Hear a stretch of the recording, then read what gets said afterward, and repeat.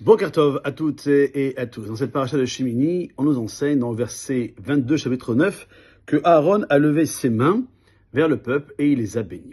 De quelle bracha, quelle bénédiction le Kohen Gadol a-t-il béni le peuple? Et Rashi explique qu'il s'agit de la Birkat Kohanim, dont tout le monde connaît, Yivalechecha Hashem Yishmerecha, Ya'er Hashem Pana Velecha Vechuneka, Issa Hashem Pana Velecha Veyasem Lecha Shalom. Et tout cela pourquoi? Parce qu'à ce moment-là, la Shekhinah, la présence divine est descendue et Aaron a béni alors les Kohanim de la Birkat Kohanim. On peut toutefois se demander pourquoi ce n'est qu'à ce moment-là qu'il a béni le peuple et non pas auparavant. Et voilà la réponse que je voulais donner avec vous ce matin. Le Shulchan Aruch tranche qu'un Kohen qui n'aime pas la communauté des fidèles, qu'il est censé bénir, ou bien qui n'est pas apprécié d'eux, ne peut pas faire la bénédiction des Kohanim.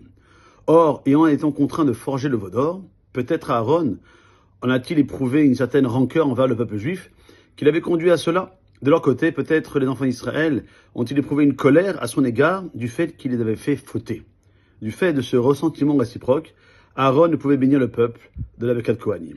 Mais à présent que tous les sacrifices avaient été offerts et qu'Akadosh Baruch Hu avait pardonné à tous, l'amour était rétabli.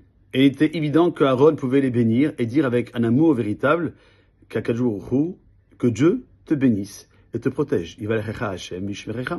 Car pour bénir un homme de tout cœur, il faut ressentir à son égard un sentiment d'amour. C'est ce que dira un des grands rabbanim de la Machashava de notre génération, qui est décédé il y a quelques années, le Rav Pinkus Zichrono Livracha, qui dit qu'une fois, une femme est venue le voir pour lui demander que le Rav prie pour son fils.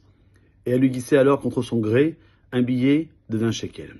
Il a accepté l'argent pour ne pas la froisser, et il est parti immédiatement s'acheter au coin de la rue un morceau de gâteau et une boisson.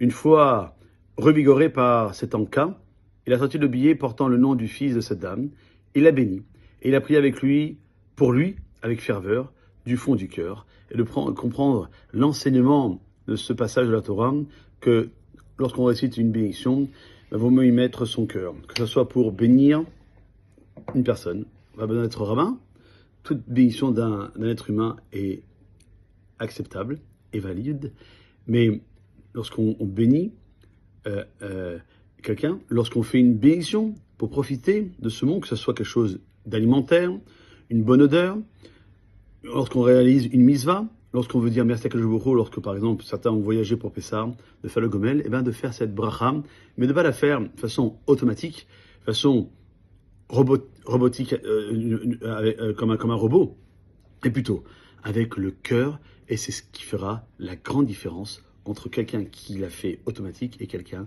qui l'a fait en mettant son cœur dans cette bénédiction. Passez une bonne journée.